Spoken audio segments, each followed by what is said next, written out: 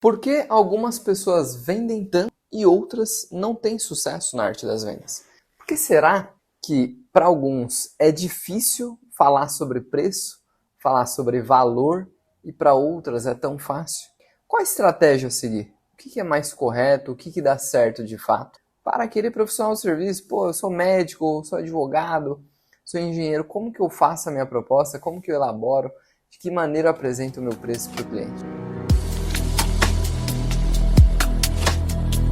Bom, meu nome é Fernando Ferreira. Nesse canal eu compartilho com você conteúdos relacionados a vendas e posicionamento.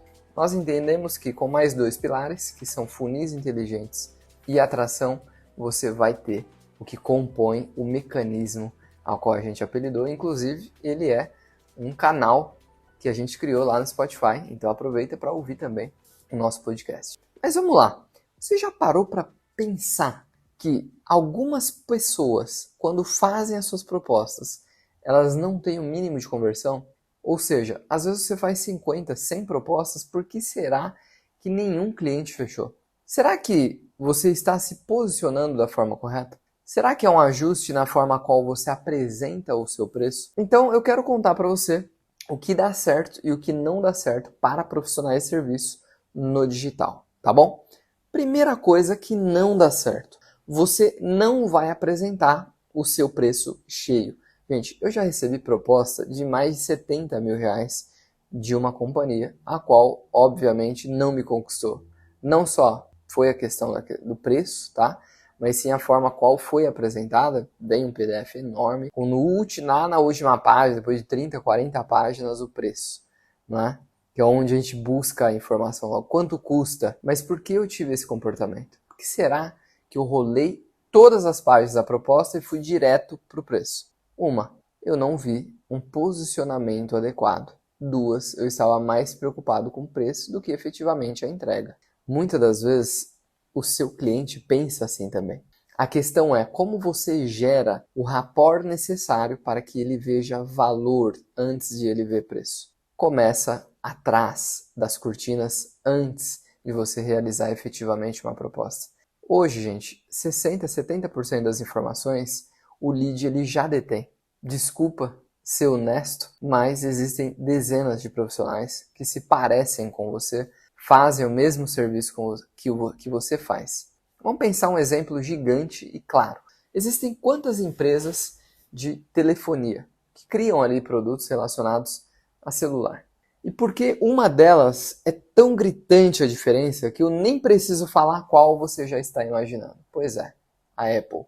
Por que ela vende tanto ano após ano, enquanto as suas concorrentes têm sérias dificuldades? Porque a Apple trabalha algo que nós chamamos de posicionamento de marca. Posicionamento é o ato ou efeito de você ficar gravado na memória do seu prospecto, na memória do seu lead. E como você efetivamente faz isso? Você precisa aparecer.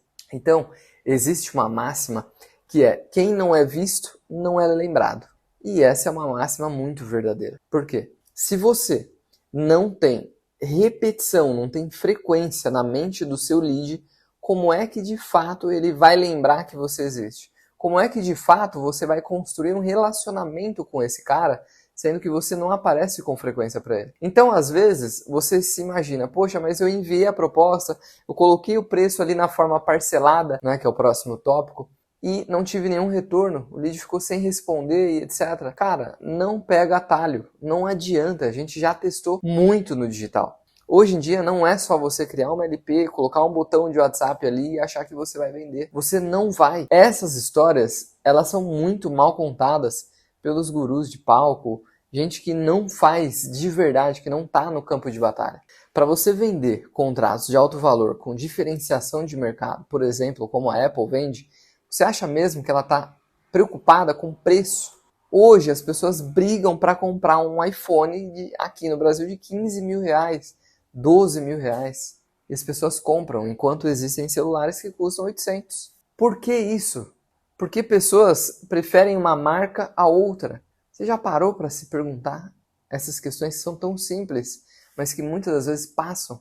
Essas marcas, elas não estão preocupadas com preço. Vamos trabalhar uma outra? Coca-Cola. A Coca, por si só, ela é mais cara que os seus concorrentes.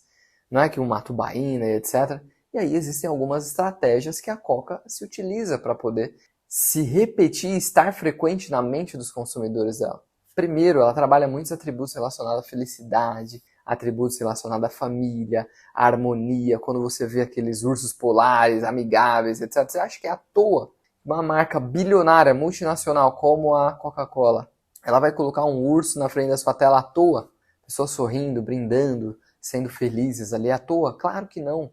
Existe um posicionamento de marca que é especificamente para ficar na mente do consumidor com esse arquétipo daquela, né, do prestativo, da harmonia, da paixão. E a Apple, aquele arquétipo do fora da lei, aquela marca realmente disruptiva, aquela marca que entrega sempre o melhor para o seu consumidor, que por sua vez é mais exigente. Então, se você quer vender propostas que façam sentido, vender contratos de alto valor, apresente primeiro o seu posicionamento. Que quando a pessoa, na verdade, a boa proposta, você só formaliza ela. Por quê? Vender, de fato, você vende na reunião de vendas. Então, muito embora as decisões são racionais para contratos acima de certo valor, por exemplo, contratos de 5 dígitos para cima, são decisões um pouco mais racionais. Se você é uma pessoa que vende B2B, por exemplo, aí passa até mesmo por alguns, né, gatekeepers, que a gente chama, pelos porteiros antes de chegar na diretoria, antes de chegar em quem toma a decisão. Agora, se você é um profissional de serviço que vende para pessoa física ou pessoa jurídica diretamente, você pode ficar tranquilo que muitas vezes você vai falar com o próprio dono ou com o próprio beneficiário final do seu serviço ou do seu produto. Preço não é objeção, uma vez que você tem um bom posicionamento. Pensa nisso. E o segundo ponto que eu queria falar com vocês é, para apresentar preço de uma forma excepcional, você tem que fracioná-lo. Fracioná-lo, porque todas as marcas fracionam o seu preço, porque fica mais mastigável, fica mais fácil de a pessoa conseguir comprar. Isso é típico do mercado brasileiro, tá? Por quê? No mercado europeu ou no mercado norte-americano, os preços eles vêm cheios mesmo. Então, custa $1.000, $1.500. Vai na Europa, esse é $3.000, $6.000. Os preços são cheios, não existe essa coisa de parcelar. Lá tem parcelamento? Óbvio, tem. Mas os preços são apresentados na forma cheia. Aqui no Brasil não, é tudo fracionado. As pessoas preferem consumir algo mês a mês, como fosse uma assinatura, um Netflix, algo assim, sabe?